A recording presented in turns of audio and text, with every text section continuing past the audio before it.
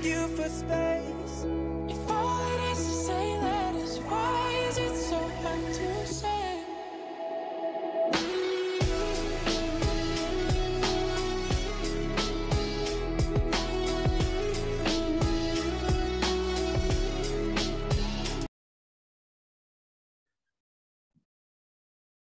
Assalamualaikum warahmatullahi wabarakatuh. Selamat pagi dan salam sejahtera bagi kita semua. Akulah penulis, akulah penulis, akulah penulis. Salam Presma. Yang saya hormati Kak Sania SPD selaku pemateri kelas prestasi pada pertemuan pagi hari ini. Tak lupa juga saya ucapkan selamat datang bagi anggota baru UKMPUM Angkatan Diklat tahun 2022, khususnya bagi anggota inkubator. Nah, pada pagi hari ini merupakan pertemuan perdana di Departemen Inkubator UKMPUM. Nah, walaupun dalam keadaan puasa, tentunya harus tetap semangat ya dan produktif.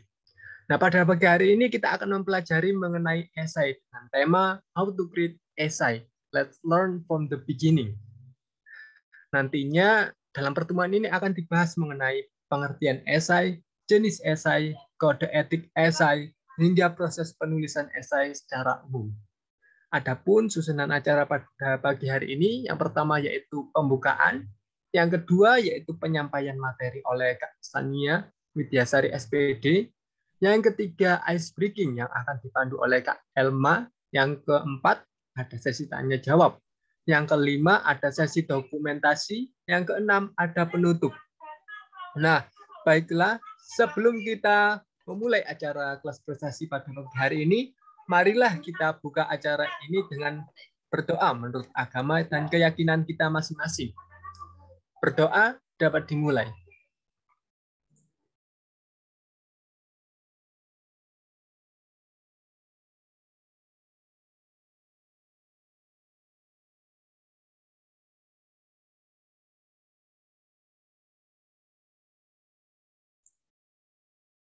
Berdoa dapat diakhiri. Nah, menginjak acara selanjutnya yaitu penyampaian materi oleh Kak Sania Widyasari, akan tetapi sebelumnya berikut ini merupakan CV dari Kak Sania Widyasari SPD.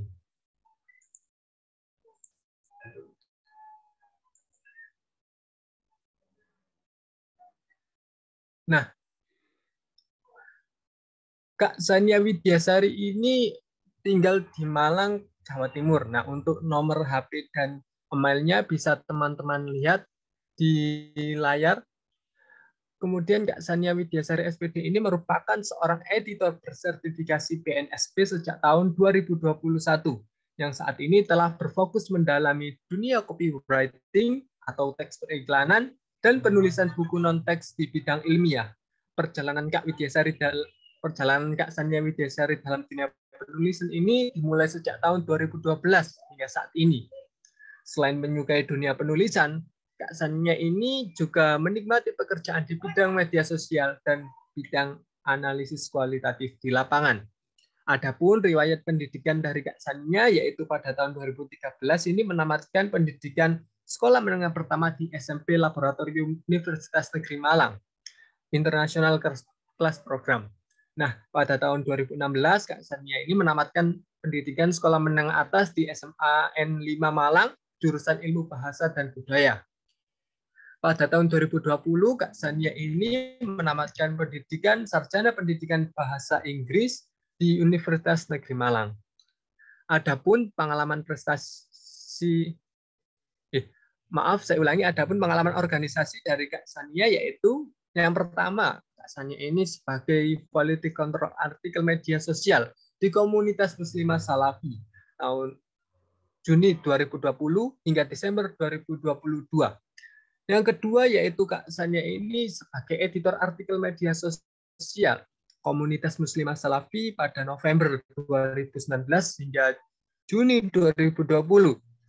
Yang ketiga, Kak Sania ini sebagai editor artikel media sosial Instagram di komunitas Muslimah Healthcare September 2020 hingga Maret 2021. Adapun pengalaman prestasi Kak Sania dalam 10 tahun terakhir cukup banyak prestasinya bisa teman-teman lihat di layar. Salah satunya yaitu peraih Bronze Award dengan karya berjudul Ethic Game dalam The Second Invention Technology Expo yang diselenggarakan oleh Innova, International Invention and Innovation Promotion Association pada tahun 2019. Nah, untuk penghargaan lainnya bisa teman-teman lihat di layar.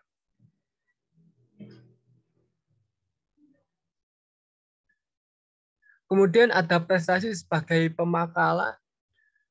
Sania ini sebagai pemakalah undergraduate intervarsity conference in English dengan artikel berjudul The Use of Interactive PowerPoint in Building Up the Teamwork Among Junior High School Students, Fakultas Sastra Universitas Negeri Malang, di Malang tahun 2019.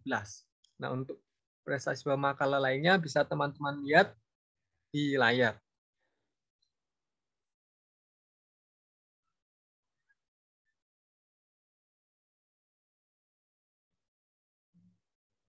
Adapun karya-karya ber-ISBN yang telah diterbitkan oleh Sania, yaitu juga cukup banyak berjumlah 8 karya.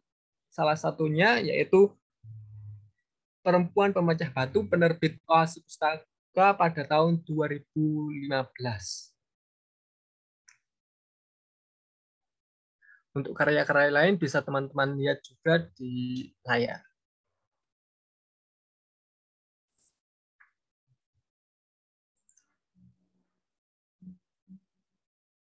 Nah, itulah tadi CV dari pemateri kita, cukup banyak penghargaan yang diraih serta karya yang ditulis oleh Kak Sania. Diharapkan ini dapat menjadi motivasi bagi kita semua agar tetap semangat dalam mengikuti kelas dan berkarya. Baik, selanjutnya kepada Kak Sania, apakah sudah bergabung? Halo, tes. Suara saya jelas nggak?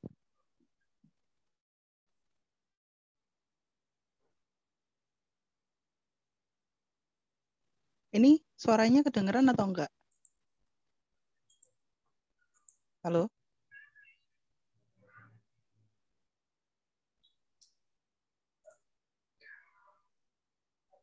Untuk selanjutnya dapat dimulai siap. penyampaian materinya. Waktu dan room saya persilakan kepada Kak Sania. Ya, bismillahirrahmanirrahim. Assalamualaikum warahmatullahi wabarakatuh. Selamat pagi semuanya. Alhamdulillah di kesempatan pagi ini Allah masih mudahkan kita untuk menuntut ilmu bareng-bareng sama teman UKMP, khususnya dari Departemen Inkubator yang pagi ini akan membahas tentang dasar-dasar penulisan esai. Terima kasih buat moderator Mas Amsul Arifin yang sudah memberikan pembukaan dan sudah memperkenalkan saya. Ini sebelum saya lanjut lebih jauh tentang perkenalan yang tadi belum disebutkan, mungkin saya mau coba share screen dulu ya. Kalau misalnya nggak bisa, nanti saya sampaikan. Soalnya tadi waktu dites bisa-bisa aja gitu. Bismillah. Ada screen yang masuk di layarnya teman-teman nggak? Sudah masuk, Kalau Kak. Masuk ya. Teman-teman yang peserta mungkin boleh jawab via kolom chat. Jadi biar saya kayak yakin gitu. Ini screen-nya udah tampil di layarnya teman-teman, gitu ya. Kalau misalnya sudah, ini saya lanjutkan aja langsung karena saya nggak mau terlalu lama juga sebenarnya. Masih pagi, semoga pada semangat semua ya. Insya Allah materinya nggak akan terlalu panjang karena saya tahu ya kalau misalnya teman-teman itu duduk mendengarkan di webinar berjam-jam, mungkin di dunia perkuliahan juga ngerasanya bosen banget gitu. Tapi bismillah, semoga pagi ini teman-teman masih bersemangat, nggak bosen, dan semoga ada hal baru yang bisa saya sampaikan. Oke, jadi untuk hari ini materinya adalah esai dari pengertian sampai penulisan. Ini pertemuan pertama, jadi nanti ada pertemuan-pertemuan selanjutnya. Dan semoga dengan pertemuan kasasi esai ini teman-teman bisa menambah pengetahuan, terus juga menambah semangat buat ikutan lomba-lomba esai. Itu ya. Ya, loading dia guys, izin. Gimana nih caranya aku? Oh ini nih, sudah. Iya, jadi kenalan dulu. Tadi sebetulnya udah diperkenalkan sama Mas Samsul Arifin, cuman saya mau memperkenalkan diri sekali lagi. Jadi saya bisa dipanggil Mbak Chania, Mbak Chan, atau senyamannya kalian lah ya. Tapi jarang banget ada yang manggil saya dengan nama Widya. Saya editor naskah tersertifikasi ISBN dari tahun 2021 dan sekarang saya kerja di salah satu penerbit buku di Kota Malang lah ya. Posisi saya dari tahun 2021 awal masuk itu sebetulnya editor. Tapi ketika tahun 2021 akhir, sekitar bulan September atau Oktober, itu saya sudah mulai masuk ke tim digital marketing, tapi tetap berhubungan dengan dunia tulis-menulis, dan saya bagian yang megang teks periklanan di perusahaan, kayak gitulah. Terus selain jadi copywriter di kantor, itu saya juga jadi ghostwriter alias penulis yang tidak dikenal namanya, tapi karyanya ada di mana-mana. Ghosting guys, ada yang pernah di ghosting nggak sih? Maaf, intinya gini,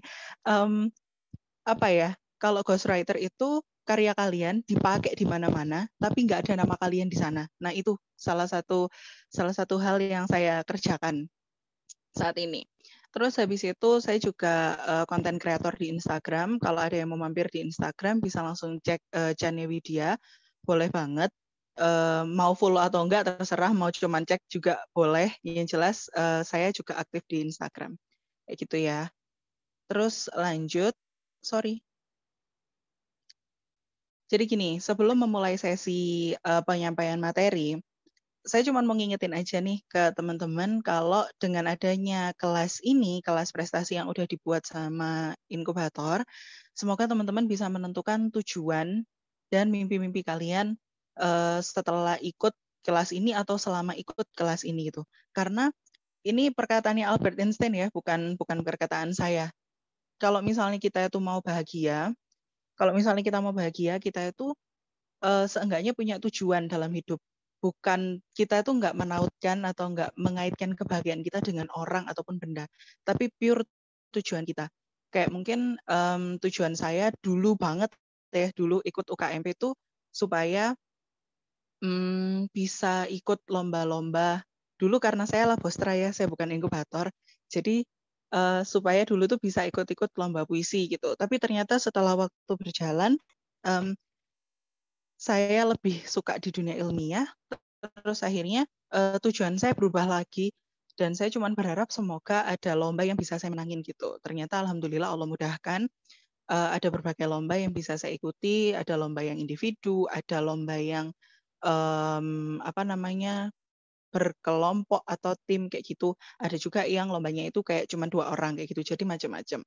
Nah, kalau orientasi kita nih ketika masuk di kelas prestasi, pastinya mencetak prestasi. Berarti ketika kita masuk di programnya inkubator, di prokernya inkubator yang satu ini, harapannya adalah tujuan kita itu bisa berprestasi di bidang ilmiah apapun itu ya. Jadi kan ilmiah itu nggak cuma esai ya, tapi nanti ke depannya mungkin juga ada KTI, mungkin juga ada PKM, terus nggak tahu mungkin kalau ada yang suka nulis artikel ilmiah yang nanti terpublikasi di jurnal itu juga ilmiah. Harapannya teman-teman di sini semuanya itu menempatkan tujuannya di sana. Jadi istilahnya itu jangan menempatkan tujuan kalian sama teman kalian yang mungkin aku tuh ikut UKMP gara-gara temanku gitu. Kurangi sih, bukan nggak boleh ya, tapi kurangi aja. Temen itu baik, dia tuh jadi motivasi buat kita. Tapi kalau misalnya tujuan kita ikut UKMP cuman karena teman, ya ketika teman itu hilang, berarti tujuan kita hilang gitu loh. Tapi kalau misalnya kita menempatkan tujuan kita itu untuk berprestasi, apapun yang terjadi, apapun kesulitan kita, mau sesibuk apapun kita, pasti kita akan meluangkan waktu untuk berkarya, kayak gitu. Terus selanjutnya, ini gambaran materi yang tadi sebetulnya udah disampaikan sama Mas moderatornya. Jadi yang pertama ada definisi esai, terus ada jenis-jenis esai, nanti ada kode etiknya, sama penulisan esai secara umum aja ya.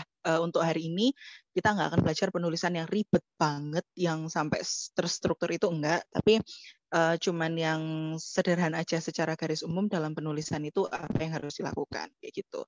Nah, sejak tahun 2020 atau tahun lalu gitu. Saya kalau misalnya ngisi materi di dunia penulisan dimanapun itu, ngisi materinya, saya usahakan untuk mencantumkan yang namanya kode etik.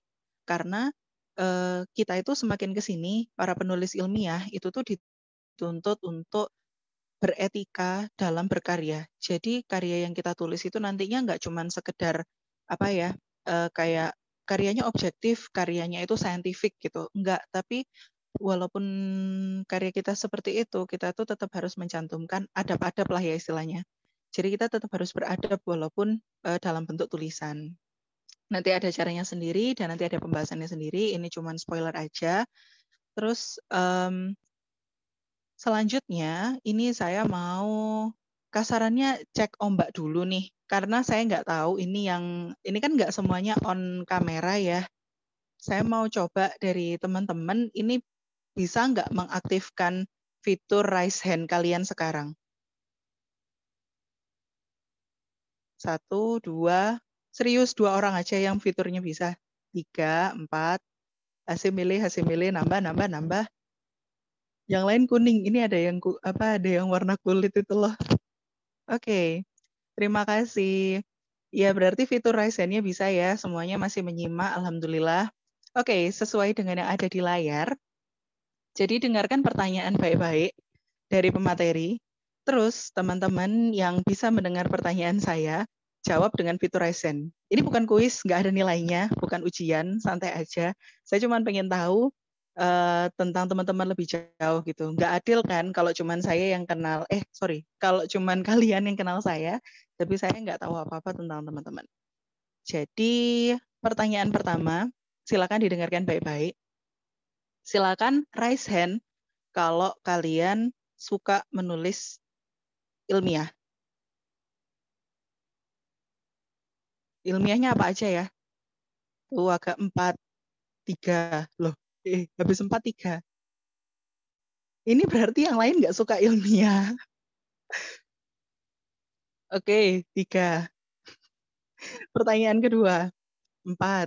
Lanjut pertanyaan kedua. Silakan raise hand kalau kalian takut buat nulis ilmiah. 4, 5. Loh, kok banyakan yang takut? Aku juga mau raise hand kalau gitu. Aku bisa raise hand ya? Oh, bisa. Oke. Lanjut lagi. Silakan raise hand. Lower dulu ya semuanya, diturunkan dulu. Oke. Silakan raise hand kalau kalian pengen belajar dan pengen memenangkan sebuah lomba selama ikut di UKMP. Wah, Masya Allah, rame banget.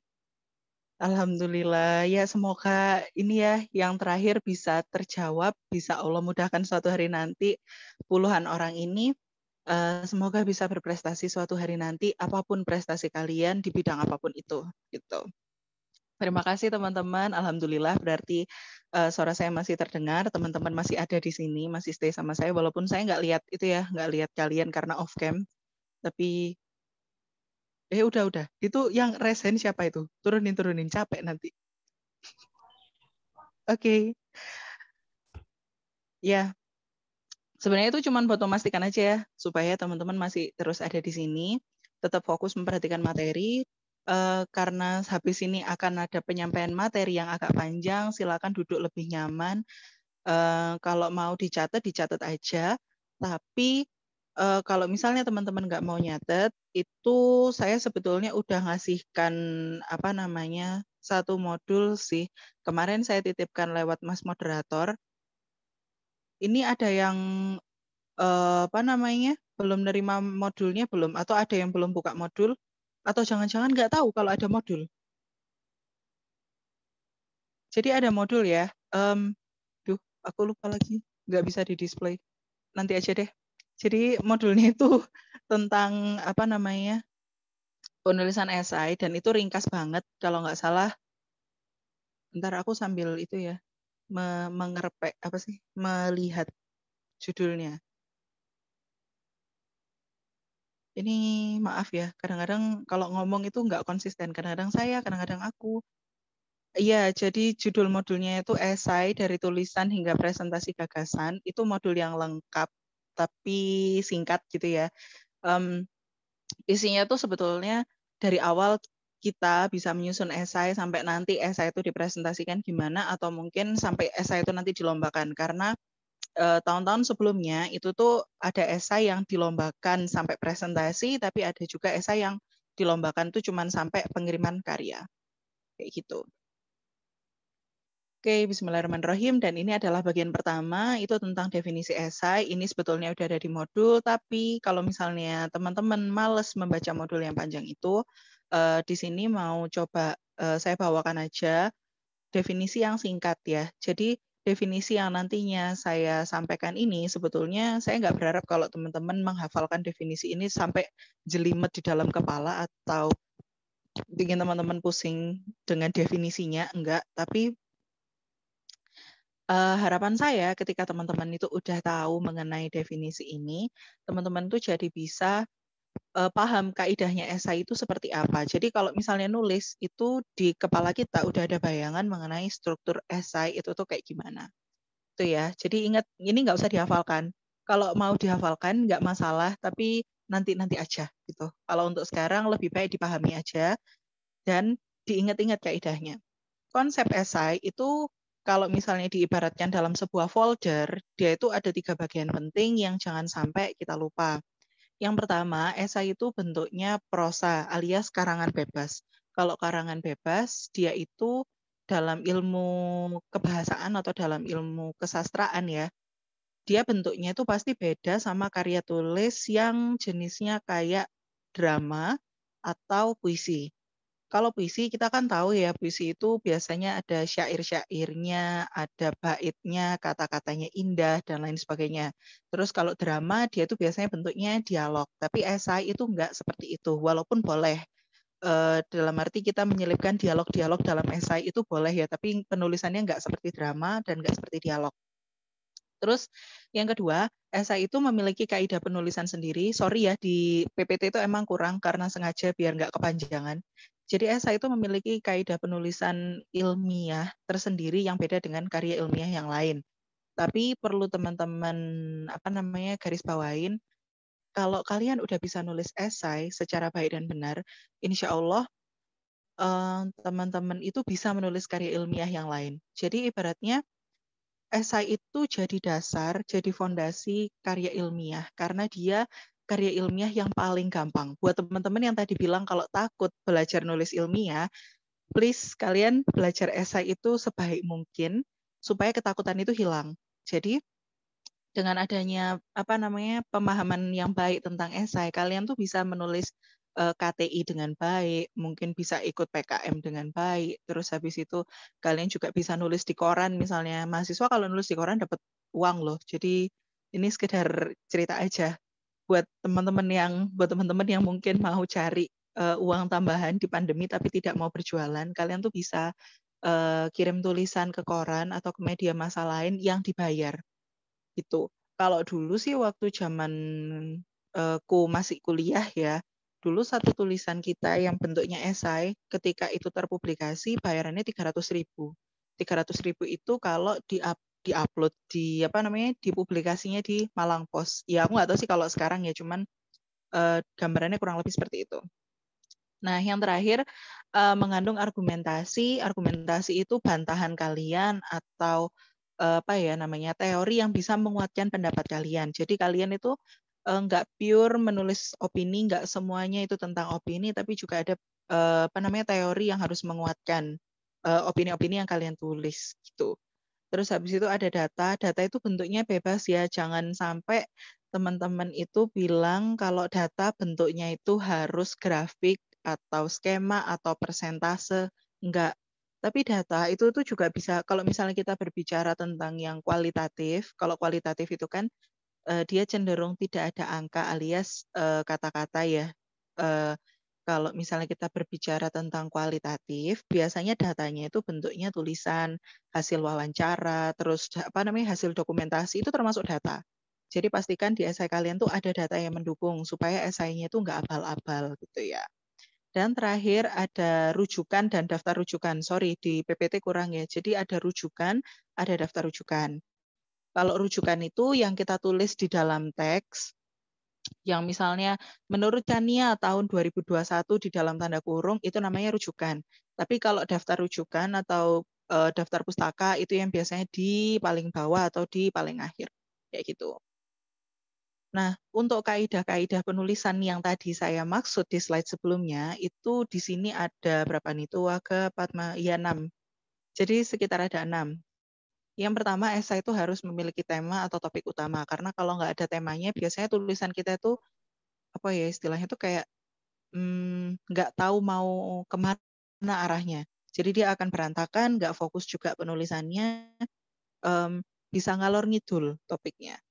Terus habis itu yang kedua, kalau misalnya kita sudah punya tema, kita harus fokus menulis tema itu. Jangan sampai ketika kita berbicara pendidikan, terus kita ungkit-ungkit hal yang berhubungan dengan kesehatan. Contoh, ya boleh sih, tapi itu kalau bisa menyambungkan dengan baik. Contoh yang tidak bisa, tidak bisa kita satukan, itu biasanya busung lapar sama penggunaan teknologi. Itu nggak bisa, itu nggak nyambung. Tapi kalau misalnya teman-teman mau menuliskan karena kesehatan anak-anak SD sekarang itu rentan, makanya mereka nggak bisa sekolah dan pembelajarannya berbasis daring gitu ya, itu bisa. Jadi fokus aja ke topik utama yang memang sudah teman-teman tuliskan dari awal. Terus yang ketiga, penulis itu harus beropini dan harus berargumentasi.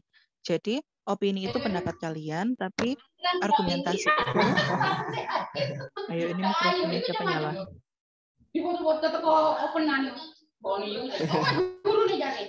Iya.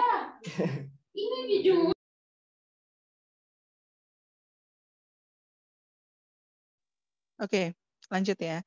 Jadi beropini itu dalam arti kalian bisa menuliskan pendapat kalian sendiri di dalam esai kalian. Tapi berargumentasi itu juga kalian bisa membantah pendapat orang lain yang kalian kutip, atau argumentasi itu bisa juga teori yang mendukung pendapat kalian. Jadi intinya kalau opini itu biasanya dia tidak berdasarkan sesuatu yang sifatnya ilmiah. Dalam arti opini itu dibentuk karena pengalaman seseorang, karena pola pikir seseorang, atau mungkin karena respon dia terhadap lingkungan di sekitar dia. Itu opini.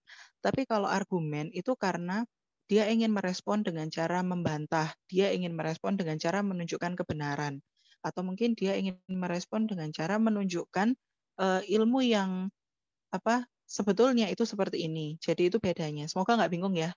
Terus yang selanjutnya itu memiliki data pendukung. Data pendukungnya itu bisa dalam bentuk hasil wawancara, dokumentasi, bisa juga dalam bentuk lampiran. Ada esai yang membolehkan penulisnya itu menyertakan lampiran ya di halaman akhir.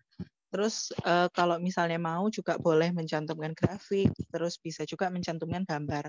Gambar itu skop besar ya. Tapi kalau misalnya teman-teman nanti mau mencantumkan ilustrasi gitu, kayak mau screenshot tampilan aplikasi tertentu, itu boleh kayak gitu. Terus habis itu menuliskan rujukan jika ada, karena nggak semua esai itu merujuk secara langsung, melakukan perujukan secara langsung, tapi ditulis di akhir sendiri atau ditaruh di footnote. Nanti ini ada penjelasannya sendiri ya. Terus habis itu yang terakhir adalah ditulis dari umum ke khusus atau khusus ke umum.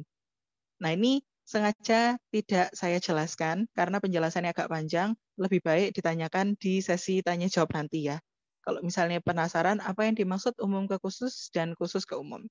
Selanjutnya di bagian kedua itu ada jenis-jenis esai. Jadi kenapa sih kita harus belajar jenis-jenis esai?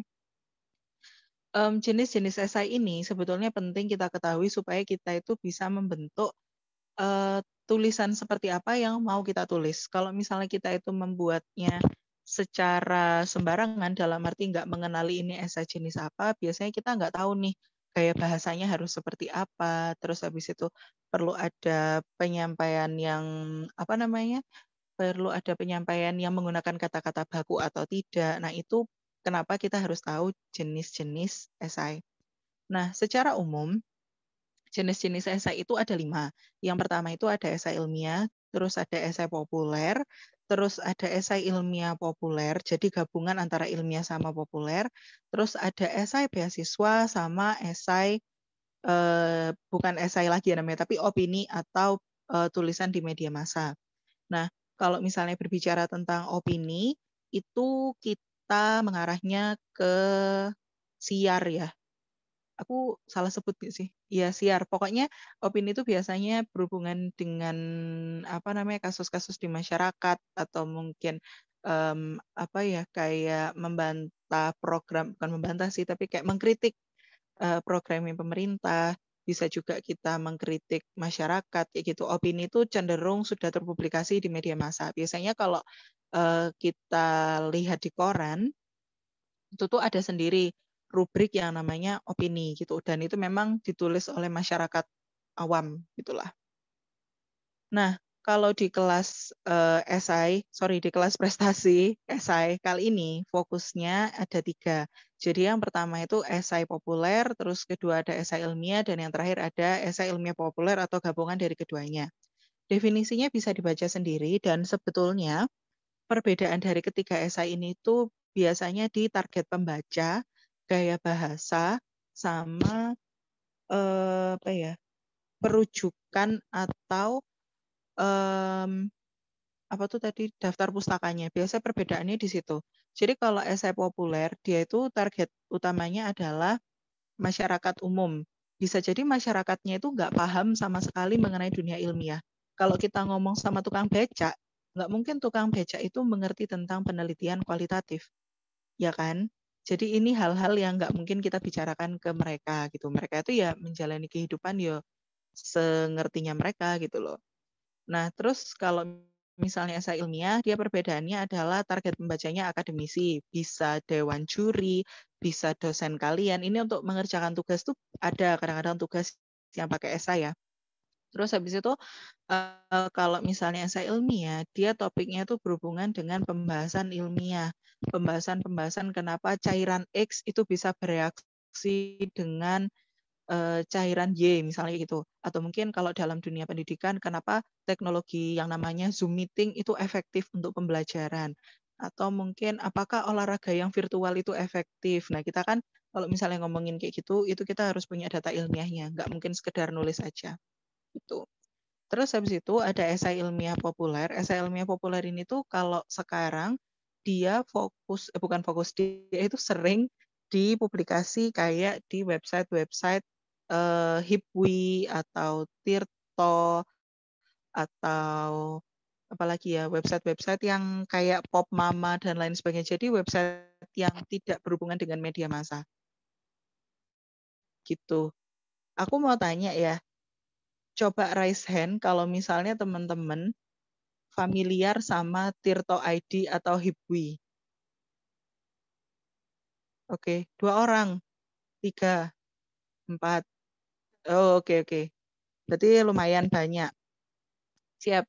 Berarti buat teman-teman yang lain, nanti aku aku menyarankan kalian untuk belajar lebih banyak dari tirto.id atau dari Hipwi. Kalau Hipwi itu dia akan lebih membicarakan tentang lifestyle, tapi kalau tirto.id itu dia bisa tentang lifestyle, bisa tentang kebijakan pemerintah, bisa juga tentang teknologi, pendidikan, dan lain sebagainya. Kayak gitu ya. Silakan pilih yang kalian suka aja. Kalau kalian males baca websitenya, silakan follow mereka di Instagram karena kalau Hibui aku nggak tahu sih, tapi kalau Tirto mereka cukup update di Instagram. Kayak gitu ya. Lanjut, ini kayaknya bagian ketiga. Oke, bagian ketiga. Ini adalah mengenai kode etik penulisan. Itu sudah tak tuliskan di bawah ya. Jadi penulis ilmiah itu tidak melulu berfokus pada kebenaran tulisannya. Jadi bukan tentang seberapa objektif tulisan kalian, bukan hanya tentang seberapa valid data-data yang kalian masukkan, tapi juga ada sikap yang harus terlihat dari tulisan kalian. Kayak gitu. Jadi ini seperti yang sudah tak sampaikan di awal ya teman-teman. Kalau misalnya kita nulis, kita tuh juga harus punya adab. Dan adab ini harapannya bisa terlihat dari tulisan kita walaupun kitanya nggak muncul gitu ya. Kadang-kadang orang-orang itu punya pola pikir yang kalau misalnya berhubungan dengan adab itu tuh berarti kita tuh harus yang sopan, santun. Nah, itu nggak hanya berhubungan tentang itu gitu, tapi di dalam kode etik itu juga kita belajar mengenai adab yang tertuang dalam bentuk tulisan. Jadi ini secara umum kode etik dalam penulisan esai itu yang pertama harus ada penulisan rujukan. Tolong ya, ini teman-teman budiman yang kusayangi, penulisan rujukan ini penting banget karena kalau misalnya teman-teman tidak melakukan penulisan rujukan, dampaknya itu adalah di nomor 2, terdeteksi plagiasi. Dan plagiasi itu sekarang gampang banget dicek ya. Kalau misalnya teman-teman hanya sekedar copy paste dari satu website terus nggak diparafrase atau kalimatnya nggak diubah bentuknya, itu bisa terdeteksi plagiasi dan tulisan yang plagiat dengan tulisan lain itu adalah tulisan yang buruk karena menandakan kalau penulisnya itu tidak kreatif atau penulisnya itu hanya tukang comot dari tulisan orang lain. Jadi penulisan rujukan itu bentuknya bisa macam-macam ya. Yang pertama itu bentuk yang rujukan langsung. Jadi tadi udah sempat saya sebutkan di awal. Contoh, menurut Chania dalam tanda kurung 2021, nah itu namanya rujukan langsung atau definisi esai adalah gini dalam tanda kurung Chania, 2021. Itu namanya rujukan langsung di dalam tulisan kita atau di dalam paragraf kita. Yang kedua itu dalam bentuk ya typo. Astagfirullah. Catatan ya teman-teman. Ini memang tidak ada akhlak. Catatan itu maksudnya, bukan catatakan. Itu catatan kaki ya, alias kalau dalam bahasa Inggris kita nyebutnya footnote. Jadi footnote itu kalau misalnya teman-teman yang suka baca buku, itu pasti sadar. Ada kata-kata tertentu yang punya angka kecil di atasnya. Sekali lagi ya, ada kata-kata tertentu di dalam buku yang punya angka kecil di atasnya, terus ternyata angka kecil ini dijelaskan di bawah, di bagian bawah tulisan. Contoh nih, misalnya di sini ya, harus ada penulisan rujukan. Terus setelah kata rujukan ini, aku kasih, bisa nggak sih aku coret-coret? Kayaknya aku mau coret-coret deh. Bisa nggak? Bentar ya, tak coba coret-coret ya. Semoga bisa. Nah, misalnya aku nulis angka 1 di sini. Ya, tidak nampak. Ya, anggap aja kelihatan ya. Jadi, anggap aja setelah rujukan itu adalah angka 1. Nanti di bagian bawah sini itu adalah pemaparan. Yang dimaksud rujukan itu apa? Rujukan adalah kayak gitu-gitu. Jadi itu biasanya ditulis di bawah. Itu kalau catatan kaki ya. Nah, kalau catatan akhir itu berarti di di bagian akhir tulisan itu dia baru dijelaskan semuanya. Ini enggak kalau untuk penulisan esai ini kurang lazim ya, dalam arti kurang umum dipakai. Kalau di esai itu yang biasanya dipakai dan boleh dipakai itu adalah rujukan langsung yang tadi sudah tak contohkan sama catatan kaki. Kalau catatan akhir dia biasanya munculnya di buku-buku ilmiah. Jadi penjelasan mengenai teori-teori itu ada di halaman sebelum daftar pustaka. Yang kedua itu tadi, ini gimana caranya aku iya, udahlah gini aja. Nah, yang kedua, hindari plagiasi dan menulis kalimat yang sama dari sumber. Jadi sebetulnya kita boleh mengambil sumber sebanyak-banyaknya, tapi jangan sampai kita plagiasi dan jangan sampai kita menulis kalimat yang sama dengan sumber itu. Gitu ya. Jadi kalau bisa tuh kalimatnya diubah. Yang awalnya kalimat aktif jadi kalimat pasif. Yang awalnya subjeknya di depan, sekarang subjeknya ditaruh di belakang. Kayak gitu-gitu. Terus yang ketiga, perhatikan kerahasiaan data kalau misalnya teman-teman ini mengambil privasi dari pihak tertentu. Misalnya teman-teman mau studi kasus nelayan. Mau studi kasus tentang penjualan nelayan di pesisir Banyuwangi. Anggap aja gitu. Nah, kalau misalnya narasumber ini menghendaki dirinya tidak diekspos, jadi jangan sampai kita mengekspos. Ini juga perlu diperhatikan kalau misalnya teman-teman ambil data dari instansi ya, karena kita boleh kok ambil data dari pemerintah daerah, tapi ada batas-batas tertentu yang boleh dan tidak boleh kita tulis. Terus yang ke berapa tuh keempat? Yang keempat adalah stay objective. Hindari yang namanya blogspot, Wikipedia, sama WordPress. Buat yang mau tahu alasannya kenapa, silakan nanti tanya. Karena ini penjelasan yang sangat menarik ya mengenai Wikipedia, Blogspot, sama WordPress. Terus yang terakhir adalah sumber gambar itu harus ditulis di dalam naskah esai. Sumber gambar itu boleh kalian misalnya ambil dari Google, itu sumbernya harus ditulis. Kalau misalnya itu dokumentasi kalian sendiri, itu juga harus ditulis. Tapi bukan sumbernya itu bukan ditulis dokumentasi penulis gitu, enggak ya. Tapi kalau bisa ditulis nama lengkap kalian, kayak gitu. Selanjutnya, ini aku gimana nih caranya? Nggak nampak. Oh, keliru kan? Ya, selanjutnya adalah bagian keempat. Ini penulisan esai secara umum. Tujuannya itu supaya kita punya roadmap atau bukan peta Google ya guys ya. Roadmap itu yang dimaksud adalah peta jalan atau kita itu arah tulisannya mau kemana. Atau pola penulisannya harus seperti apa, atau proses penulisannya itu harus seperti apa. Itu namanya roadmap. Jadi kita nggak asal nulis, misalnya habis judul, ngeblank, wis mandek, atau berhenti gitu aja. Tapi nggak gitu ya. Jadi kita punya roadmap yang akan memandu kita selama proses penulisan itu seperti apa. Nah, untuk proses penulisan esai, ini cuman gambaran secara umum. Bentar ya, aku mengecek ini bisa di Zoom nggak sih? Oh, tidak bisa di Zoom.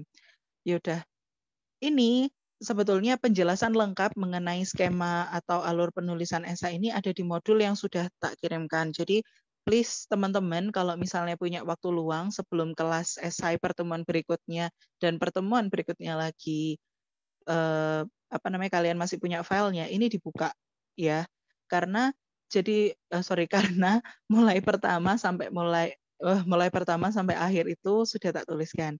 Jadi kayak proses pengumpulan ide dan menciptakan momen untuk menulis, terus habis itu pembuatan kerangka tulisan, kenapa kerangka tulisan itu penting, dan kalau untuk penulis pemula wajib bikin kerangka ya. Kalau misalnya teman-teman udah terbiasa menulis, mungkin sejak dunia SMP atau sejak dunia SMA sudah terbiasa menulis, nggak apa-apa tanpa kerangka, asalkan tahu mau nulis apa. Terus selanjutnya adalah sempurnakan kerangka dengan data, argumen, atau teori, kayak tadi yang sudah tak sampaikan. Habis itu cari teman atau mentor untuk berdiskusi, karena biasanya kita nggak pede sama tulisan kita. Begitu selesai nulis, kita selalu anggap tulisan kita jelek, ini nggak pantas dipublikasikan, ini tidak pantas ikut lomba, dan kayaknya aku nggak usah ikut lomba. Ada pemikiran seperti itu. Jadi cari mentor atau teman yang mau diajak sharing. Kalau misalnya kalian malu tanya, tulisanku udah bagus atau belum, kalian bisa tanya, menurutmu topik ini tuh enaknya dibahas gimana ya? Kayak gitu.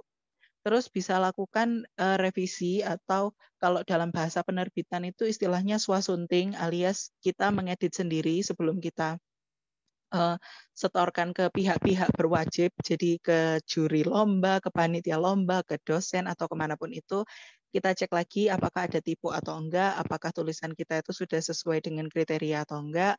Habis itu ada proses pengiriman atau pempublikasian. Jadi ini tadi kalau misalnya serangkaian proses itu udah teman-teman lakukan, teman-teman bisa kirim itu ke panitia, ke juri, atau mungkin kalau untuk tugas kuliah bisa langsung dikumpulkan. Jadi itu aja. Ya, jadi itu aja. Udah habis. Itu aja. Pemaparan tentang materinya. Aku sengaja tidak memaparkan terlalu banyak dengan harapan teman-teman lebih banyak tanya gitu ya. Soalnya kalau dijelasin terlalu banyak, ini tuh panjang banget sebetulnya. Untuk penyampaian materi, insya Allah sudah selesai dan saya kembalikan lagi ke moderator. Terima kasih kepada Kak Jania atas penyampaian materi yang luar biasa. Nah, tentunya teman-teman setelah mendengarkan materi tadi, harusnya makin bersemangat untuk terus berkarya ke depannya ya. Untuk selanjutnya supaya tidak mengantuk, nah marilah kita ice breaking terlebih dahulu yang akan dipandu oleh Kak Elma. Kepada Kak Elma, apakah sudah bergabung? Ya, terima kasih.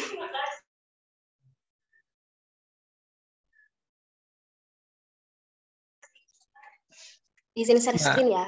Ya, bisa dimulai, Kak. Bisa.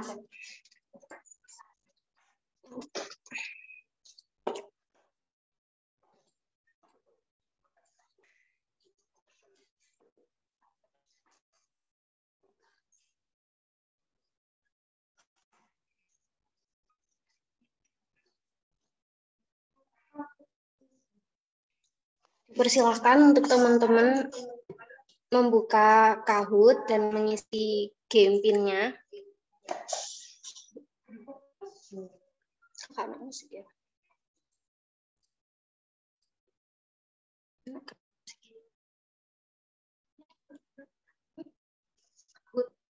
Buka akun.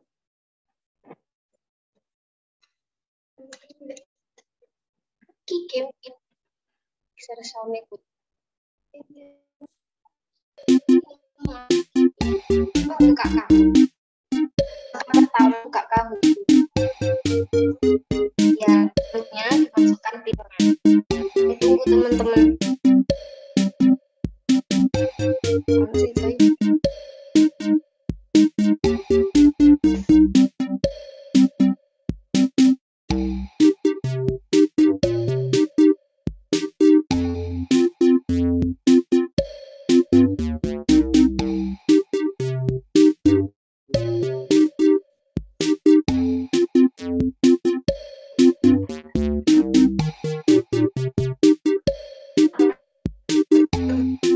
Nanti pemenangnya akan mendapatkan reward ya.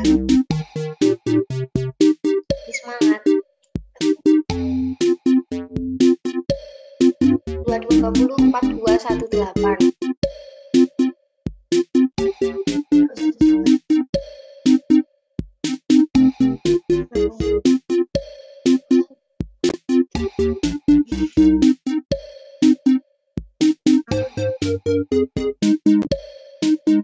Nanti pukul 9:25 kita mulai ya. Jadi dipersilakan yang belum.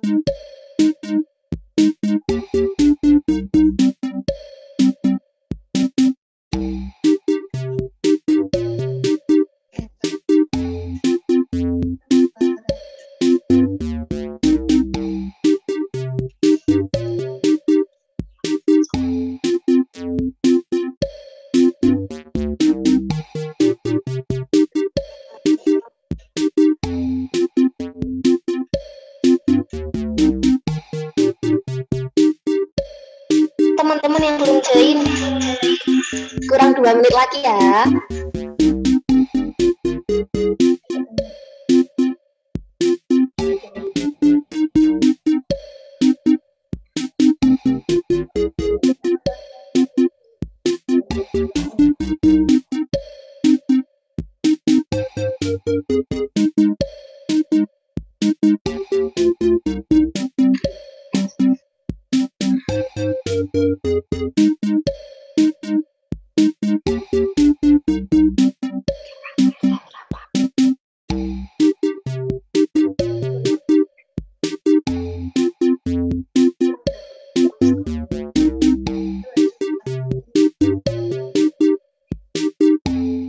Ya teman-teman,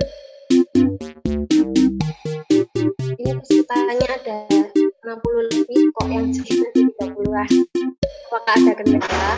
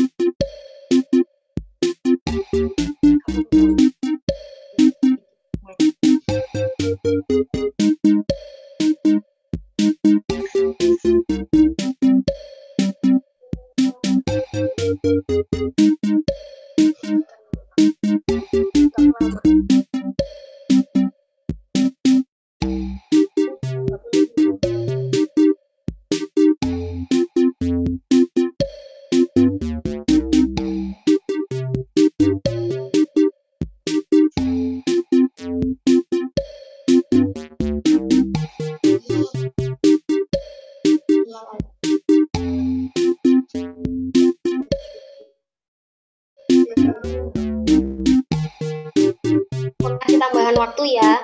Ayo belum join, segera join.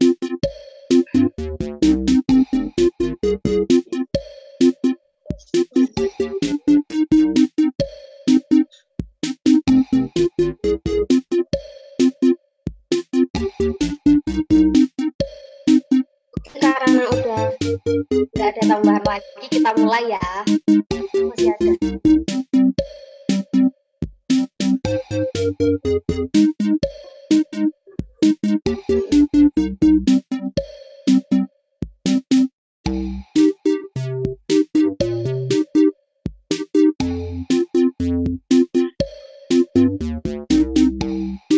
Nanti pemenangnya dapat hadiah loh.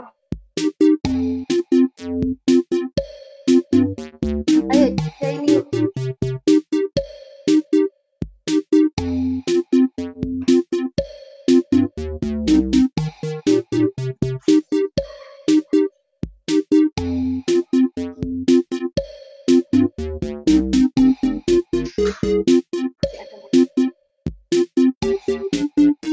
Kita mulai ya. Bismillahirrahmanirrahim.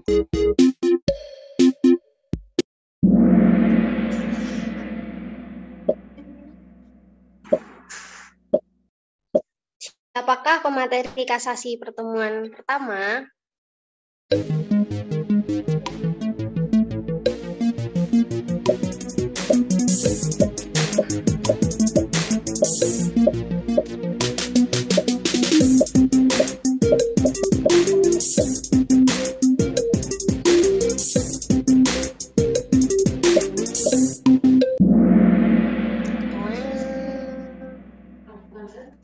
Kita yang menanamkan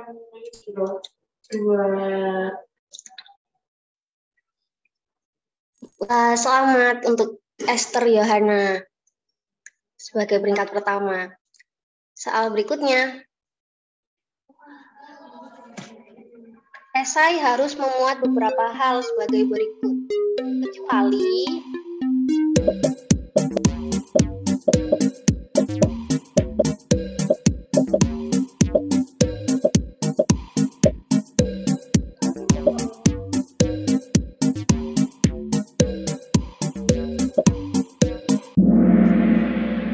siapa yang salah, ayo. Kita lihat pemenangnya. Ya, Esther turun. Lanjut ke soal berikutnya. Berikut ini yang bukan termasuk jenis-jenis esai adalah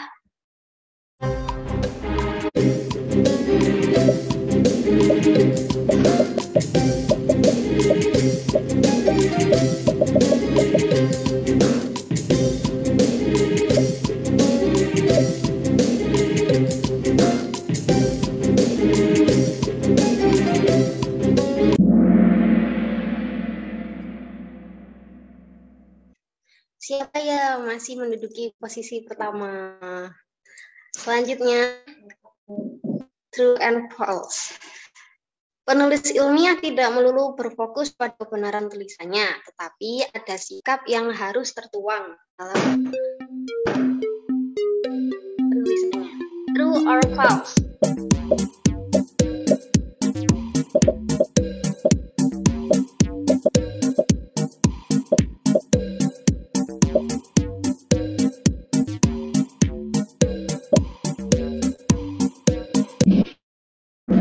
Masih ada yang salah nih. Sisi pertama diraih oleh siapa ya? Soal selanjutnya. Jenis esai. Jenis esai target utamanya adalah pembaca umum. Bahasanya mudah dipahami, tapi menyelipkan bahasa keilmuan disebut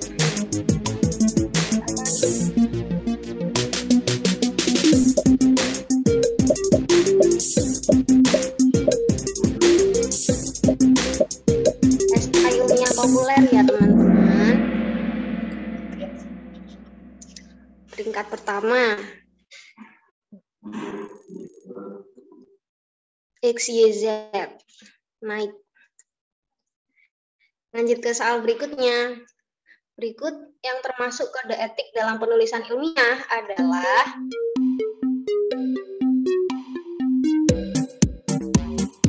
ayo teman-teman cepetan.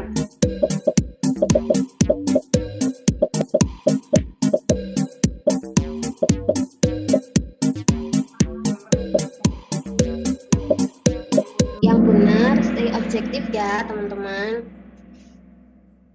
Kita lihat pemenangnya adalah Syekh Hafifi. Naik turun ya. Untuk soal selanjutnya, pertama, dalam membuat esai adalah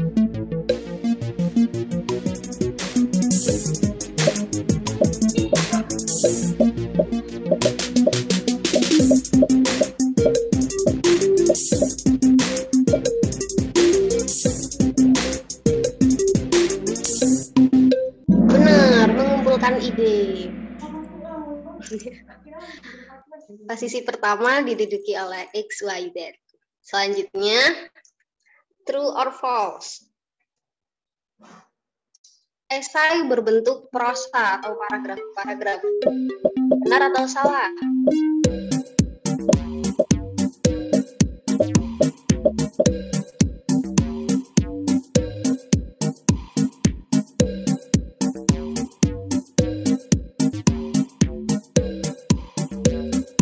Benar ya teman-teman. Posisi pertama diduduki oleh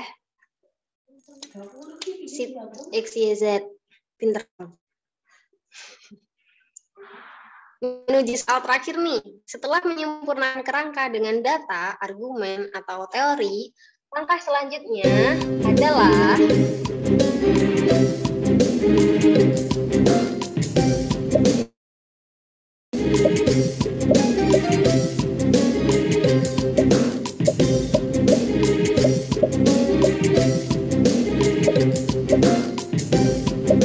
diskusi dengan teman atau mentor. Untuk itu, ayo ikut kelas kasasi agar mendapatkan mentoring.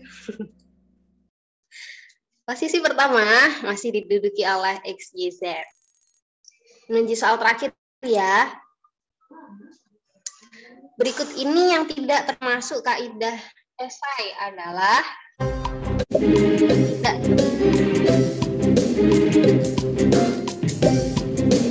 Semangat.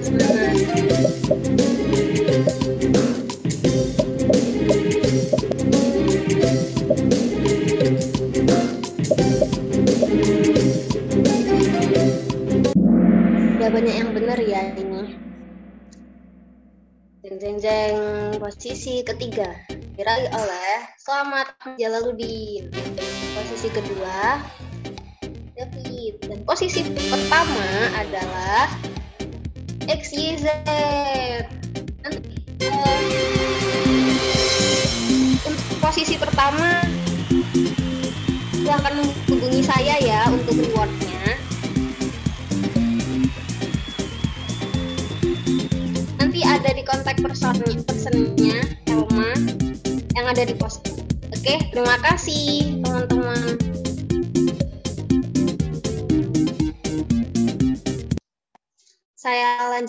Saya kembalikan ke moderator. Terima kasih moderator. Iya, terima kasih Kak Elma atas panduan ice breaking-nya. Nampaknya teman-teman ini sudah memahami dan sangat antusias dalam ice breaking kali ini. Baik, kepada pemenang ice breaking, jangan lupa nanti dapat menghubungi Kak Elma setelah acara untuk konfirmasi. Nah, menginjak acara selanjutnya, yaitu sesi tanya jawab kepada teman-teman yang memiliki pertanyaan. Dapat mengaktifkan fitur raise hand atau menuliskan pertanyaan di kolom chat box.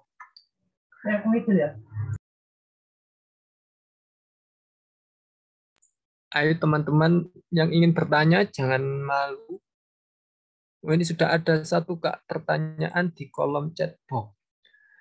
Pertanyaannya, saya David Firmansyah izin bertanya untuk pembentukan ditulis dari umum ke khusus atau khusus ke umum maksudnya bagaimana, Gi? Nah, ini bisa dijawab langsung atau menunggu beberapa dulu, Kak Chani ya? Saya jawab langsung aja ya. Ya. Jadi biar memancing Enggak, saya nggak mau memancing. Biar teman-teman yang lain termotivasi buat tanya. David Firmansyah bisa itu nggak sebutkan asal fakultasnya nggak? Dari fakultas apa?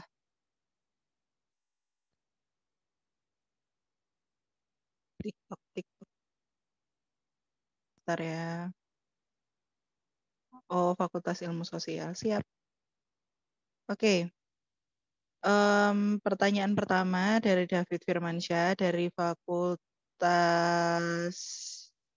Ilmu Sosial.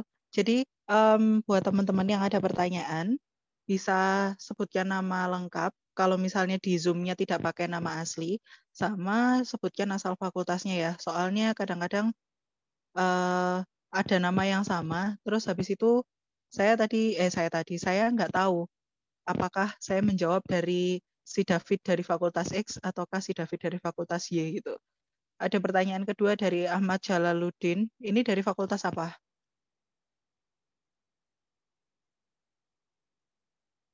TikTok. MIPA. Oke. Bentar ya. Mohon bersabar. Ini sambil tak masukkan di dalam slide juga. Jadi ada surprise yang tidak saya sampaikan ke teman-teman pengurus.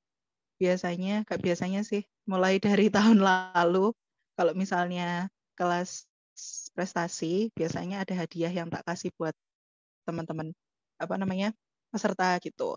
Nah, tahun lalu itu tuh kriterianya berhubungan sama follow Instagram sama keaktifan mention di Instagram. Tapi buat yang tahun ini, aku ambil yang gampang aja. Jadi di pertemuan 1, 2, dan 3 nanti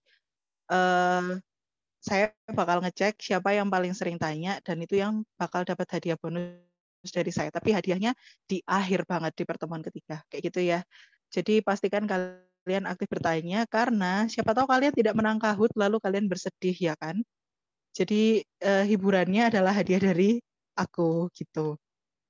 Oke, pertanyaan pertama. Iya, pertanyaan pertama dari David Firmansyah dan tadi menanyakan mengenai pembentukan tulisan dari umum ke khusus sama yang khusus ke umum itu seperti apa. Jadi untuk tulisan yang umum ke khusus itu kalau misalnya nggak kelihatan sambil tak sampaikan ya.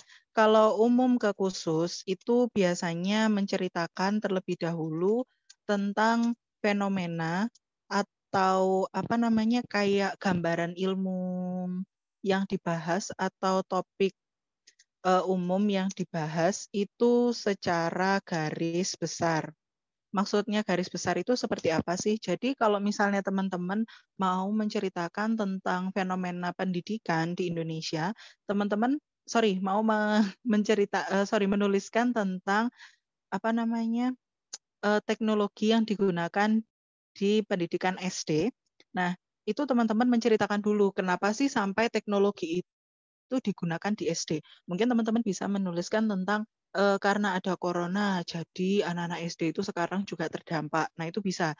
Jadi highlight-nya kalau misalnya kita mau menceritakan umum ke khusus itu adalah dari garis besar, baru spesifik ke satu kasus atau ke satu ulasan yang mau dibahas gitu. Nah, kebalikannya, kalau misalnya dari khusus ke umum, ya aku tipe. Kalau misalnya dari khusus ke umum, itu berarti gambaran kasus tertentu, contoh ya, nelayan di Banyuwangi itu spesifik. Karena di Indonesia yang seluas ini, itu pasti ada nelayan-nelayan lain. Jadi gambarannya kalau misalnya teman-teman mau menceritakan gambaran prospek nelayan Banyuwangi selama pandemi COVID-19. Nah, itu di paragraf-paragraf pendahuluan, teman-teman bisa menuliskan tentang apa sih yang terjadi di Banyuwangi. Nah, itu khusus hanya di wilayah Banyuwangi aja. Baru teman-teman di bagian isi atau nanti mau di bagian penutup, itu bisa menuliskan tentang itu hanya daerah Banyuwangi yang terdampak. gak kebayang kalau misalnya daerah lain di Indonesia yang terdampak. Teman-teman bisa mulai ceritakan tentang Jawa Timur secara keseluruhan ya. Jawa Timur atau mungkin yang pesisir lagi itu di daerah Nusa Tenggara atau mungkin juga mau cerita tentang Kalimantan Utara di Tarakan atau Sulawesi. Jadi itu tuh apa namanya? Benar-benar dibawa dari kasus kecil ke hal besar. Sampai sini yang namanya Mas David Firmansyah paham atau enggak? Atau mungkin teman-teman yang lain paham atau enggak tentang penyampaian materi ini? Paham. Kok penyampaian materi? Tentang jawaban, maaf.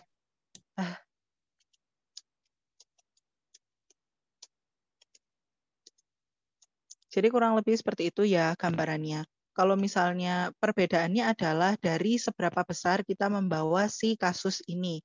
Jadi kalau misalnya si topik ya, kalau kasus ntar bingung lagi. Si topik, kalau misalnya ternyata topiknya itu yang mau teman-teman bahas itu adalah mengenai kasus-kasus tertentu, nah itu berarti bisa pembahasannya dari yang khusus baru ke umum. Kasus-kasus kecil dulu baru teman-teman contohkan pembahasan yang lebih luas. Bisa juga kayak apa namanya kasus ibu yang membunuh anaknya sendiri karena ibu ini dibully, dia tidak bisa menyusui anaknya dengan baik kayak gitu. Itu kasus kecil. Terus teman-teman mau bahas dari segi psikologi gimana sih kok apa namanya sampai terjadi mom shaming di kalangan emak-emak milenial kayak gitu ya. Oke, lanjut. Alhamdulillah yang tanya paham. Pertanyaan selanjutnya itu dari Mas Ahmad Jalaluddin dari MIPA ya tadi. Pertanyaannya nggak kelihatan ya di layar? Kelihatan nggak sih? Aku bingung. Pertanyaannya itu berhubungan dengan bentar. Apa bedanya esai beasiswa sama esai lainnya? Jadi buat teman-teman yang mungkin mau melanjutkan studi atau mau mau coba yang namanya program pertukaran pelajar, itu biasanya ada yang disebut dengan esai beasiswa. Jelasnya, esai beasiswa ini diminta oleh pihak penyelenggara beasiswa. Jadi misalnya ada nih yang namanya beasiswa dari Kemendikbud atau mungkin beasiswa yang terkenal ya LPDP. Nah itu biasanya mereka memerlukan personal statement atau esai yang menyatakan tentang diri kita. Jadi bedanya apa? Bedanya adalah target pembacanya.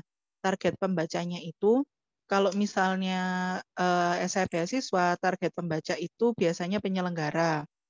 Terus habis itu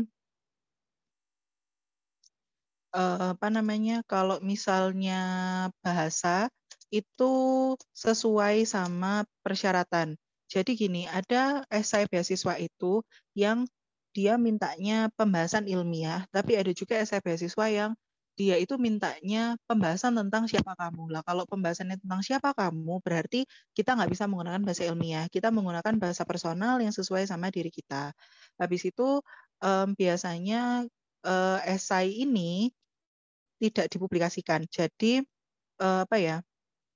Kalau misalnya dia sifatnya bukan lomba dari pemerintah, biasanya dia cuma disetorkan aja ke si penyelenggara beasiswa kayak gitu. Cukup sampai di situ dan tidak ada pemenang 1 2 3. Paling juga apa namanya ini tuh syarat. Jadi syarat keterima atau tidaknya di beasiswa yang dituju gitu. Semoga bisa menjawab Mas siapa tadi? Mas Ahmad Jalaluddin. Oke, kayak gitu ya. Lanjut, ternyata kok yang tanya banyak. Bentar ya, pelan-pelan ya.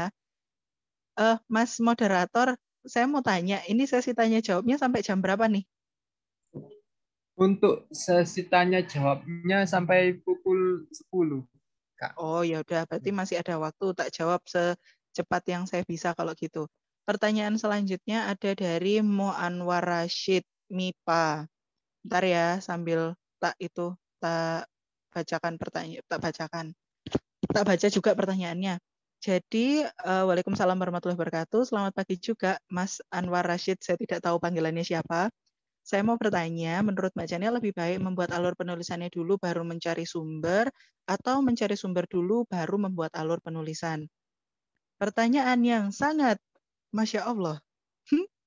Aku baru bisa menemukan jawaban dari pertanyaan ini setelah lama nulis ya. Jadi ketika, astagfirullahaladzim, ketika dulu awal-awal nulis itu aku nggak tahu alurnya harus seperti apa, tapi karena setelah uji coba ini dan itu melalui tahun-tahun yang begitu panjang, jadinya aku bisa memutuskan bahwa ini tuh fleksibel. Maksudnya fleksibel itu gimana sih? Jadi gini, penjelasannya nanti tak tulis lebih lanjut ya. Jadi maksudnya fleksibel itu adalah tergantung kalian orang yang seperti apa.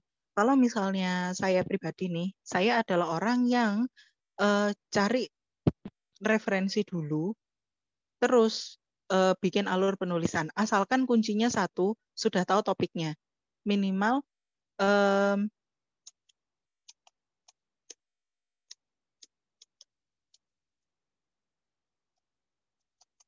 jadi minimal kita tuh sudah tahu tema atau topik yang mau kita tulis, baru kita memutuskan kita mau bikin atau merencanakan alurnya dulu, atau kita mau cari referensi dulu. Tapi kalau pribadi saya sendiri, saya adalah yang lebih cari referensi dulu, baru bisa menentukan alur. Soalnya referensi itu kalau misalnya kita adalah orang yang apa ya, gampang ngeblank atau misalnya gampang kayak tiba-tiba selama nulis itu terus mengalami yang namanya writer's block alias berhenti di tengah jalan. Nah, saya lebih menyarankan untuk cari referensi dulu. Jadi tujuannya apa sih? Biar referensi ini itu jadi backup kalian. Jadi dia yang akan membantu kalian kalau misalnya selama proses alur itu kalian kehilangan arah. Tapi kalau misalnya kalian adalah orang yang tipikalnya harus terencana banget, berarti kalian bisa menyusun alurnya dulu, baru cari referensi. Kayak gitu. Soalnya ada orang itu yang misalnya kalau dia bekerja, dia itu lebih nyaman kalau alurnya udah jelas.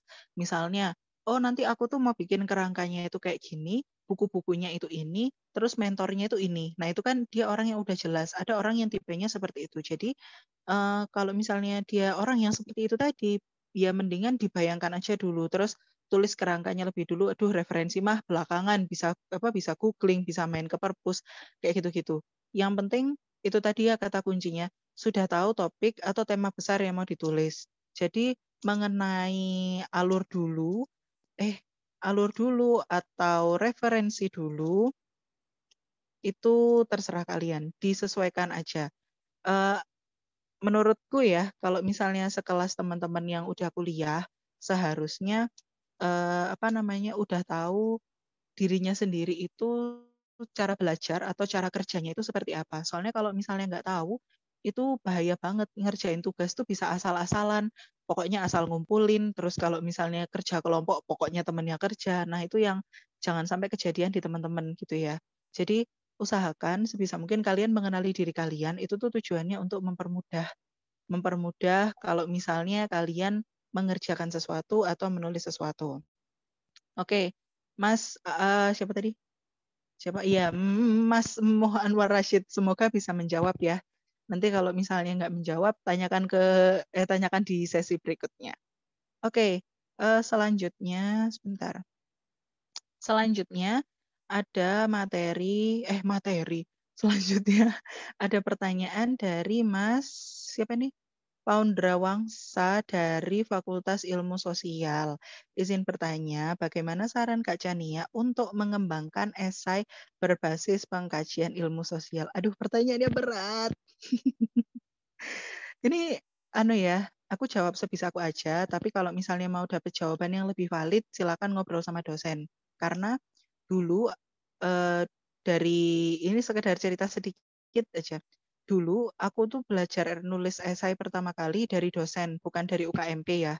Karena dulu di UKMP itu belum semewadahi sekarang. Jadi terima kasih buat para pengurus UKMP yang sudah, terutama di inkubator ya, yang sudah menyusun program kasasi esai dengan sangat baik. Ini Masya Allah karena jadi teman-teman yang mau belajar ilmiah dari basic itu mereka tahu gitu mau belajar nulis esai itu seperti apa. Kalau dulu aku tanyanya ke dosen, itu pun sambil malu-malu gitu. Nggak banyak yang berani nulis esai di waktu itu, dan kalaupun ada yang berani nulis esai, biasanya dia tidak mengkonsultasikan esainya. Jadi tulisannya agak-agak ya bisa dibilang nggak sesuai sama kaidah, gitulah ya. Jadi kalau misalnya mau mengembangkan esai yang berbasis pengkajian ilmu sosial, itu biasanya teman-teman yang dari ilmu sosial itu mengadakan, gimana ini tulisanku? Nah, mengadakan studi kasus di masyarakat. Ini tuh maksudnya apa? Karena kalian itu berhubungan dengan dunia sosial, itu kalian harus melihat fenomena apa yang terjadi di masyarakat seperti itu. Nah, kalau misalnya kalian itu mau mengembangkan lebih lanjut, ada apa namanya? Kasus tertentu di masyarakat yang kalau misalnya contoh ya, sekarang itu lagi trennya anak-anak, bukan anak-anak, milenial itu katanya butuh healing gitu kan. Kalian bisa ambil fenomena healing. Kenapa sih kok ini sampai muncul gitu loh? Mungkin akan sedikit berhubungan dengan psikologi ya, karena apa namanya healing itu kan masalah kebatinan gitu.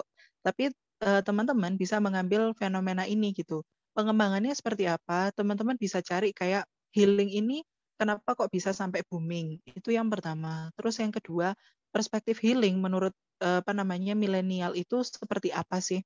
Dan ini sekedar gambaran aja buat yang lain. Intinya kalau mau apa namanya mengembangkan esai, yang harus kita gali dalam proses pengembangan itu adalah pertanyaan berbasis 5W1H. Bentar. Apa namanya? Oh ya.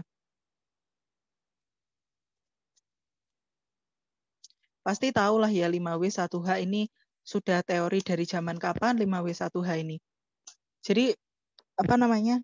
Pertanyaan-pertanyaan ala reporter sampai kalian tuh bisa menemukan jawaban yang spesifik gitu. Itu tadi. Jadi kurang lebih untuk mengembangkan seperti itu. Kalau misalnya spesifik ke ilmu sosial, ya tinggal dikaitkan aja. Mas siapa ini panggilannya Mas Poundra apa Mas Wangsa sih? Ya itulah pokoknya ya Mas. Jadi dikembalikan aja. Sekarang fokusnya lagi belajar tentang apa? Apakah lagi belajar tentang apa namanya fenomena masyarakat atau lagi belajar budaya masyarakat?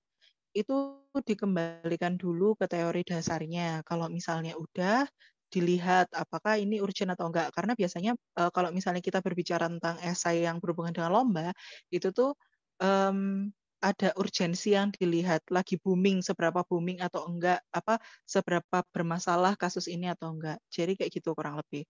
Kalau jawabannya enggak memuaskan, saya izin angkat tangan ya, karena jujur ini tuh pertanyaan apa namanya? Pertanyaan yang sebaiknya ditanyakan langsung ke dosen FIS gitu. Oke, lanjut. Pertanyaan kelima dari Mas Ferry. Bentar, duplicate slide dulu. Pertanyaan kelima dari Mas Ferry FIS. Ya, sama-sama. Duh, Mas Ferry dari FIS juga. Teman-teman FIS kayaknya rame ya. Ini tadi berapa orang dari FIS? Oke, pertanyaannya adalah izin bertanya apa perbedaan dari kritik dan esai. Mas Ferry bisa itu dulu nggak? Bisa jelasin dulu nggak?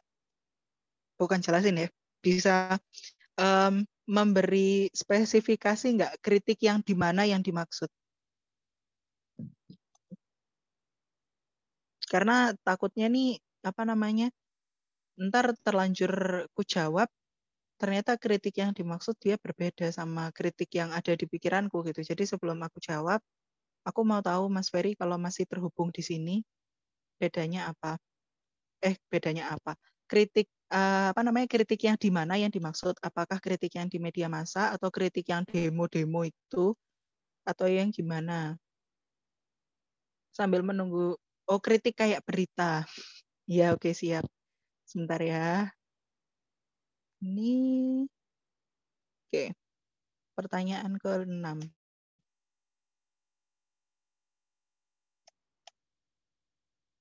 Oke. Kalau misalnya perbedaan dan persamaannya kritik atau esai, ini karena yang ditanyakan udah ada kata-kata kritiknya. Jadi perlu digarisbawahi kalau esai itu ibarat format dasar tulisan. Ya, tipe.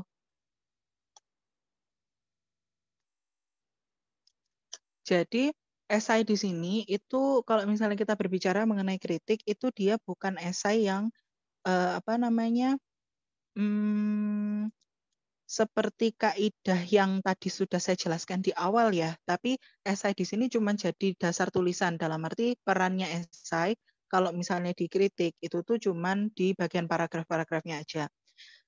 Bentuk persamaannya jelas adalah dari bentuknya yang berupa paragraf-paragraf. Terus kedua mungkin adalah targetnya. Targetnya adalah masyarakat umum atau mungkin pihak-pihak tertentu yang mau dikritik. Dan kalau kayak gini, kita mengerucutnya ke esai populer ya, bukan ke esai ilmiah atau esai ilmiah populer. Nah, perbedaannya yang pertama jelas kalau kritik itu berarti kita berusaha untuk mengkritisi atau berusaha mengomentari hal-hal atau kebijakan atau program yang sudah dibuat oleh pihak tertentu. Sedangkan esai dia tidak selamanya mengomentari atau mengkritik. Esai itu bisa juga membahas secara umum aja.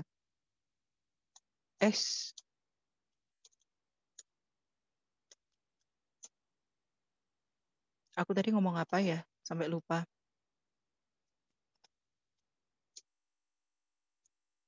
Gini deh.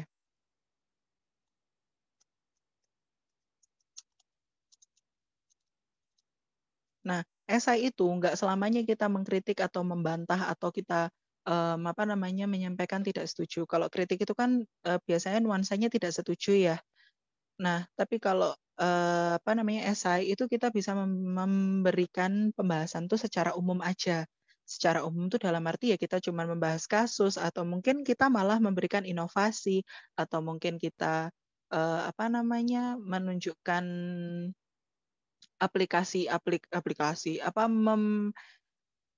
membuat aplikasi-aplikasi tertentu yang kemudian kita tuliskan. Karena banyak juga kok teman-teman yang bikin aplikasi pembelajaran gitu ya, terus aplikasinya itu buat dilombakan, jadi dituliskan dalam bentuk esai.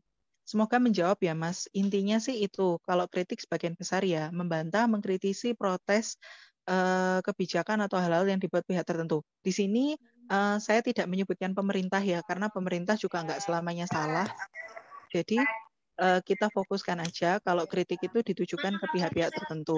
Toh teman-teman juga bisa mengkritisi pihak kampus gitu ya. Misalnya, tugasnya sekarang aneh-aneh. Nah, terus teman-teman menulis sesuatu yang ingin mengkritisi atau ingin protes tindakan tersebut. Itu pihaknya jadi kampus, bukan pemerintah lagi. Gitu. Semoga menjawab pertanyaan ke-5 dari Mas Ferry. Pertanyaan ke-7. ke-6, Ding. Ini Izin dari menyampaikan dalam. Waktunya akan segera habis sesi tanya jawabnya. Ya. Pertanyaan ke-6 dari Umul Karima FIP. FIP itu apa ya? Oh, pendidikan. Astagfirullah. Ya, izin bertanya, bagaimana jika sumber data untuk daftar pustakanya kurang lengkap? Bagaimana penulisannya? Nah, kalau ini dibahas di pertemuan selanjutnya ya. Jadi ini bukan bagian saya, cuman kalau misalnya mau tahu, itu tuh kalau misalnya tidak ditemukan data penulis yang lengkap, misalnya tahun dan lain sebagainya, itu tetap boleh dipakai asalkan dia memang valid gitu ya. Kalau misalnya tidak valid dalam arti tidak bisa dibuktikan kebenarannya, tidak bisa terpublikasi dan lain sebagainya, yaitu diganti aja gitu. Ini lebih lengkapnya nanti sama pemateri selanjutnya di pertemuan selanjutnya. Dan teman-teman boleh kok, kalau misalnya tidak menemukan data yang valid, itu boleh teman-teman, data yang nggak lengkap, itu sumbernya tetap bisa dipakai asalkan teman-teman bisa mempertanggungjawabkan. Jadi ini tulisannya beneran ada atau enggak, karena biasanya ada juri, ada dosen yang merasa kalau misalnya itu tuh tidak lengkap identitasnya, berarti karyanya tuh sebetulnya nggak terpublikasi gitu. Kalau mau dihindari aja, tapi kalau masih tetap mau dipakai karena itu satu-satunya sumber, nggak masalah gitu ya. Nanti dibahas di pertemuan selanjutnya. Ini aku lanjut ke pertanyaan ke-7. Izin bertanya dari Mas Zainal Abidin. Semoga Mas ya. Ya, izin bertanya, kenapa kita tidak boleh mengutip sumber dari blog Wikipedia dan lain-lain yang tidak standar untuk kaidah ilmiah? Bukankah sumber-sumber tersebut juga mengutip sumber yang terpercaya dan benar? Ya, betul, memang kayak gitu. Tapi kenyataannya blog dan WordPress, tak tuliskan juga.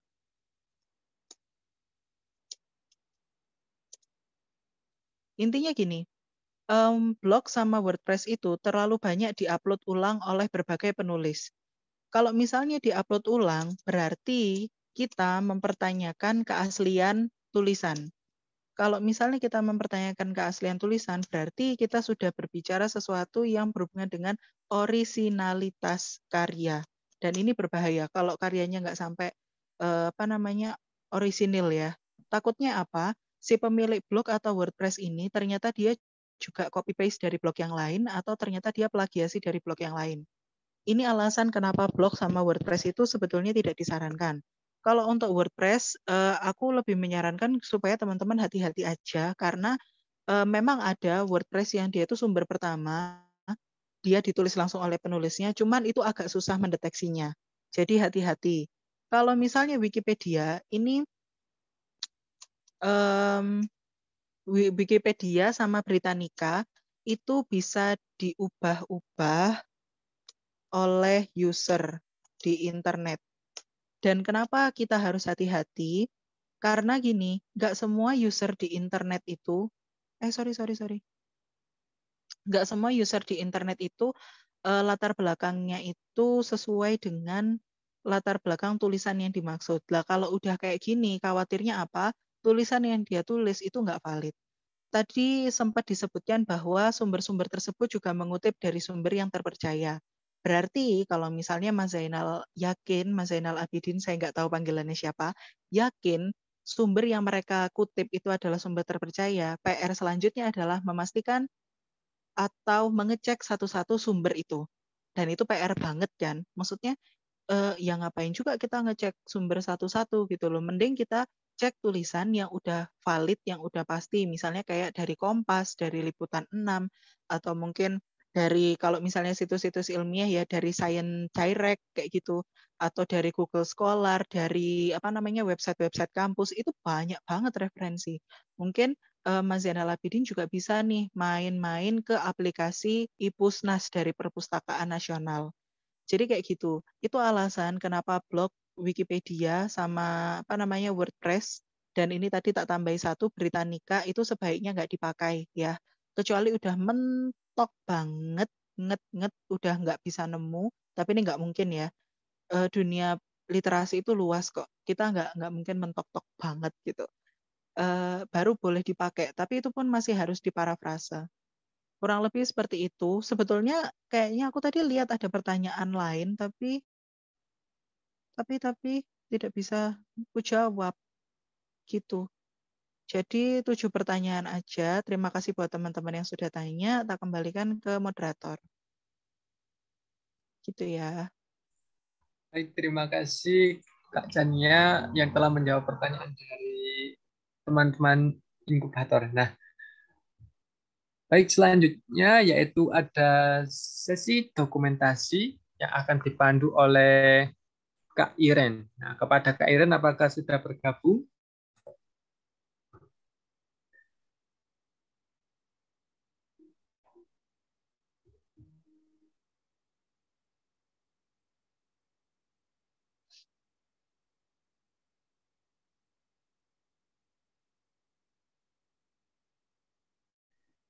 Oh, oke.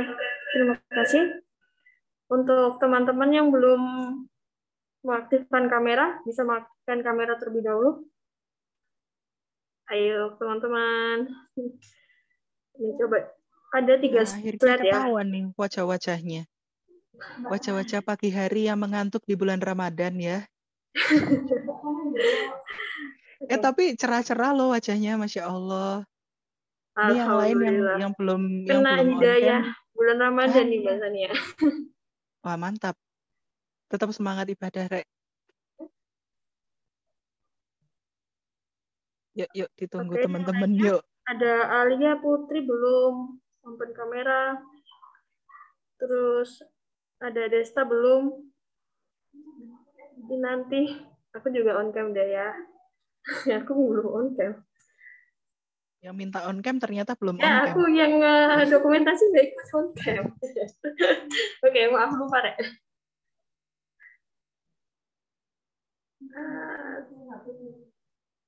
Oke, udah nggak ada lagi nih yang kan? Ya, aku cukupkan ya. Bentar. Sebentar teman-teman, sabar.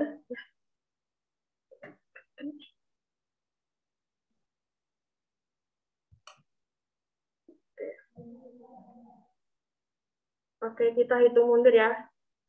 Gaya bebas. 3, 2, 1.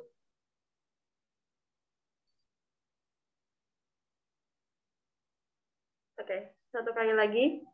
Gaya bebas. 3, 2, 1. Gaya UKMP ya apa? Gaya UKMP ya? Ya aku kayak ini. Oke. Ini ya, akulah penulis, guys. Dewi baku hantam. Gaya UKMP. Oke, 1, 2, 3. Yeay. Makasih semuanya. Happy weekend ya. Iya, baik. Terima kasih Kak Iren yang telah memandu jalannya sesi dokumentasi. Nah, tidak terasa nih, akhirnya kita menginjak ke susunan acara terakhir, yaitu penutup kesimpulan pada pertemuan kali ini. Nah, adapun kesimpulan pada pertemuan kali ini, yaitu esai ini merupakan sebuah karangan prosa yang memuat pembahasan mengenai suatu masalah atau topik dari sudut pandang pribadi sang penulis. Esai ditulis dengan mengikuti kaidah penulisan prosa yang tidak terbatas dengan tata cara penulisan kronologis, penggunaan dialog, atau penulisan yang mengutamakan syair dan bait. Sebuah esai yang baik harus mengangkat suatu permasalahan atau topik. Terdapat beberapa jenis esai yang sering dijumpai di kalangan mahasiswa, yaitu esai ilmiah, esai populer, esai ilmiah populer, esai beasiswa, dan opini. Struktur esai secara umum yaitu meliputi judul, nama penulis, pendahuluan, isi, penutup, daftar pustaka, dan lampiran. Nah, dalam penulisan esai harus memperhatikan kode etik penulisan esai, meliputi penulisan rujukan yang dipakai, menghindari plagiasi, memperhatikan privasi data yang digunakan, dan objektivitas. Alur menulis esai dimulai dari mengumpulkan ide, dilanjutkan dengan membuat kerangka tulisan. Nah, kerangka tulisan tersebut disempurnakan dengan data, argumen, maupun teori. Setelah menulis esai, hendaknya kita mencari teman atau mentor untuk berdiskusi guna menyempurnakan naskah esai. Tahap terakhir yaitu dengan mengirimkan esai kepada pihak yang dituju.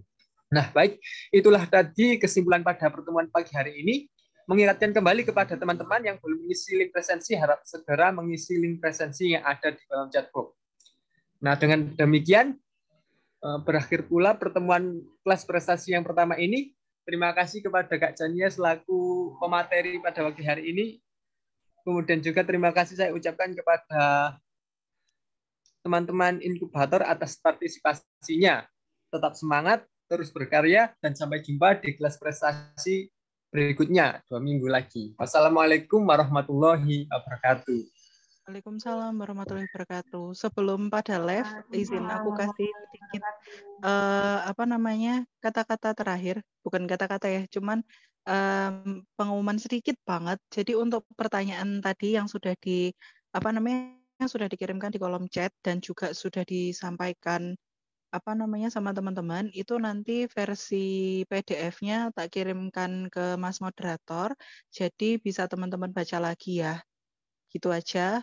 Terima kasih buat semuanya, terima kasih buat teman-teman pengurus inkubator. Saya sangat suka ice breaking-nya. Ya, udah itu aja. Selamat pagi dan selamat beraktivitas kembali. Wassalamualaikum warahmatullahi wabarakatuh. Waalaikumsalam warahmatullahi wabarakatuh. Terima kasih, Kak. Siap, sama-sama.